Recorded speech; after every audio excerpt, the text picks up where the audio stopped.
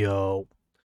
So today we're gonna be talking about a little more about Codex, and specifically what I did to place in the top 25 for Wasteland Titan. I'm a relatively low spend account. I think I've spent around $50 or $70 on the game.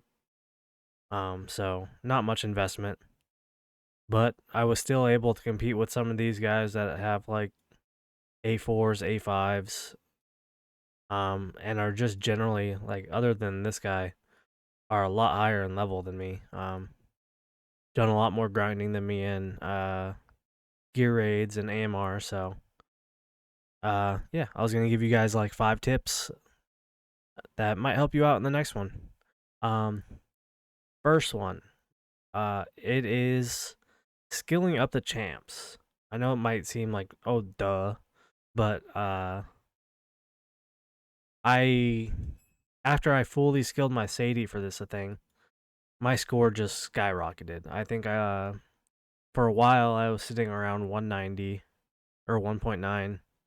Um, Drained a few more skills into her, went into like 204 ish.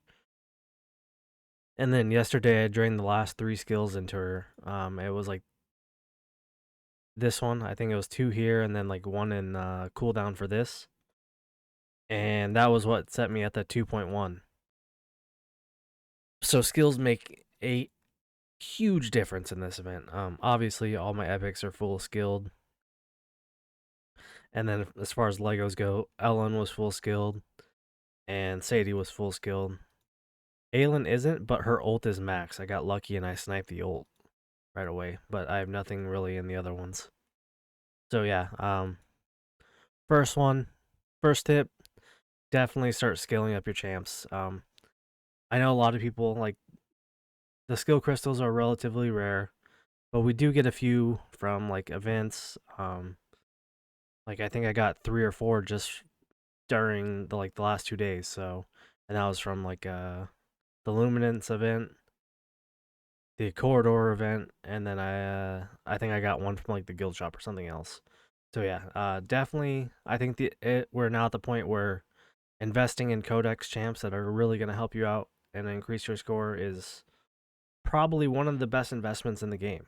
Unless you're someone that's struggling like on guild boss or you don't have other certain content beat, then yeah, it's not a super priority, but I think as of now, like if you're late to end game player, that's clearing most of the content. You're clearing Nightmare, Void Rift, you're clearing like the 21s or even like the 19s. I think you could really start investing in Codex champs. Number 2, also a big one, but it's the artifacts. Um, a big difference in these artifacts, like between like these scores down here and the scores up top. Well, I guess got 25s, but is generally artifacts.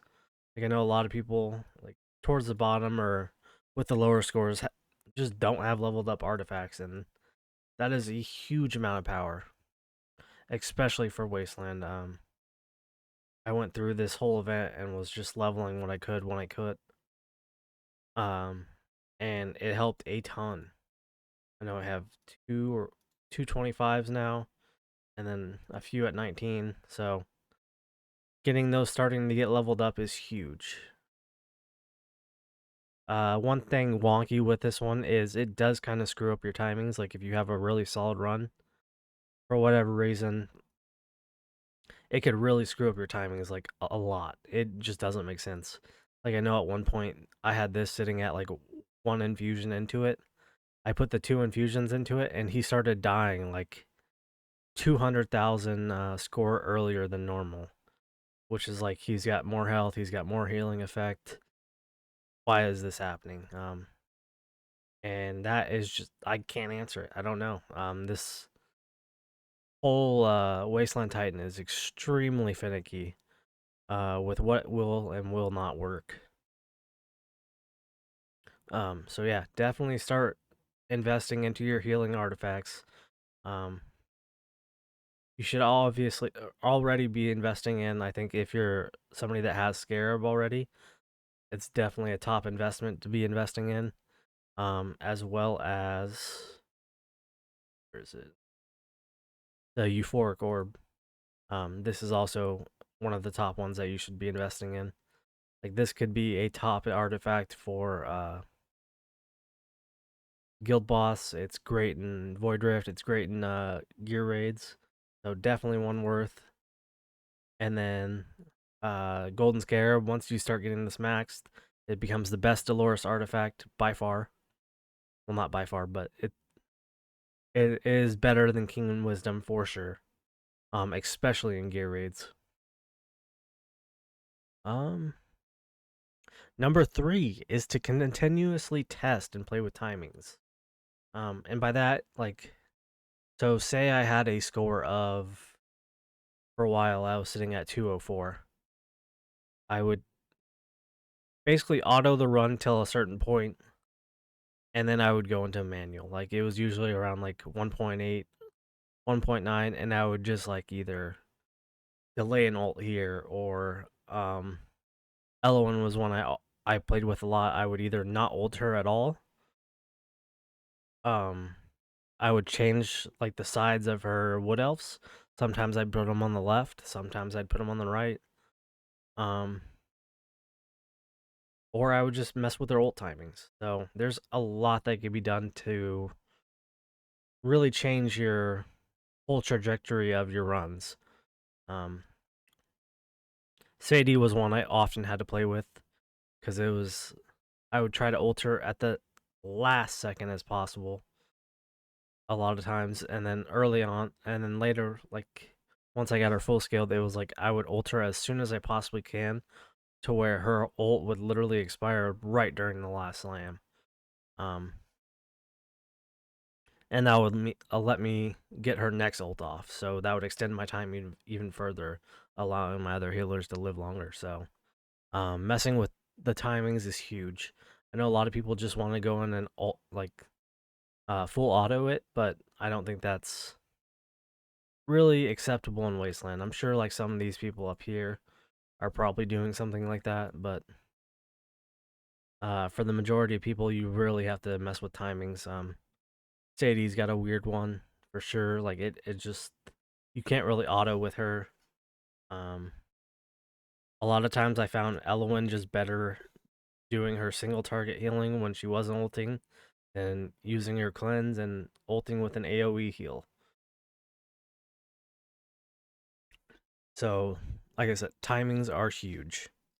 Um, for the fourth tip, formations. Formations are something I at first really messed with, and then later on, like once I would switch champions and try different champions and stuff, I would go back into messing with formations.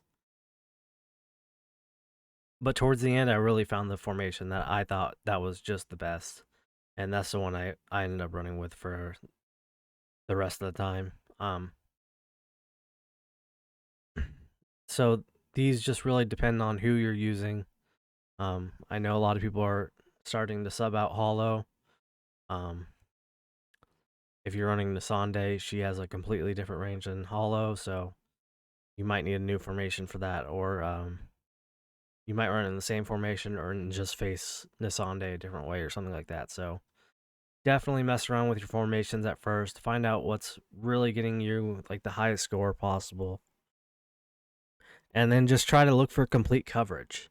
Like for me, it was like I was placing Sadie with my Elowen and my Hollow on the left side. That way, Sadie was there to protect these two because they're generally a little more squishy, their attack base. And then on my other side, I had Madon and Vortex just because they are both tanky and guardian gear. And they were able to kind of sustain by themselves. And then I had Aelin in the middle just because she has that huge range that I wanted the orb to not only be able to like get the maximum out of that, um, she could also top off some of the people on like each side. So fourth one, formations are huge.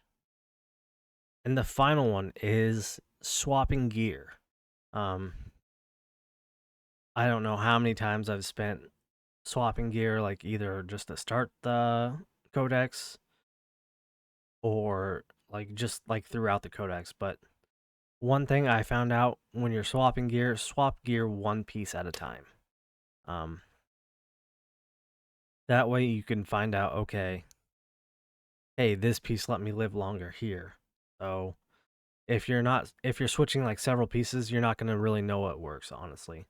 And especially with this boss, like I said, it's so finicky. It is very hard to narrow down what is and what isn't working. Because like everything changes these scores so massively, especially for this boss. So like a lot of times I would go in and adjust her, looking for more rage, making her tankier, and then okay, that made my score worse, so I'd switch it back. And then I would go into hollow and then like see she's in like a full random set now just because I got the best out of this. So I was like, okay, I need HP with her with some rage regen and speed. Okay, this worked. I got a little bit better score this time. Let me see if I can get some more HP going. And I would add another piece like that. So that was one thing I found to be huge for this fight. But yeah, I will have my Discord linked in the comments if you guys want to see the builds or ask any questions on Codex. I started a whole group of Codex channels. Um, I know my guild member Zerax is in my channel as well. He has a lot better scores than me on the other two bosses, so if you need help with those, we also have like other CCs in there. So there will be a lot of posts in the future. I know the channels right now are fairly new, but if you have any questions, definitely post them in there. But yeah, that's going to do it for this video. Thank you guys for watching. I'll see you in the next one. Later.